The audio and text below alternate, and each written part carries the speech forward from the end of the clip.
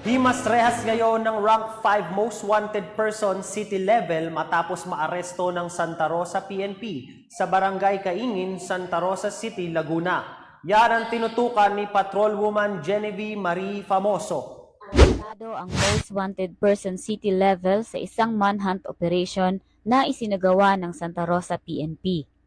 Kinilala ni Police Colonel Gavin Mel Y. Unos, Acting Provincial Director ng Laguna Police Provincial Office, ang akusado na si alias Brian, residente ng Santa Rosa City, Laguna. Ikinasa ang manhunt operation sa bisa ng warrant of arrest na inilabas ng Regional Trial Court Branch 102, Santa Rosa City, Laguna, na nagresulta sa pagkakaaresto ni alias Brian sa kasong rape by sexual assault na may inirekomendang piyansa na aabot sa 120,000 pesos. Kasalukuyang nang nasa kustodiya ng Santa Rosa CCPS ang arestadong akusado na agad namang inimpormahan ng korteng pinagmulan ng warrant of arrest sa pagkakaaresto nito.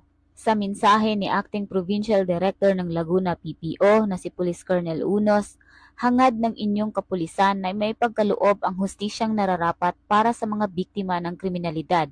Hindi kami mapapagod sa paglilingkod at pagbibigay ng proteksyon sa ating mga mamamayan dahil yan ang aming sinumpaang tungkulin.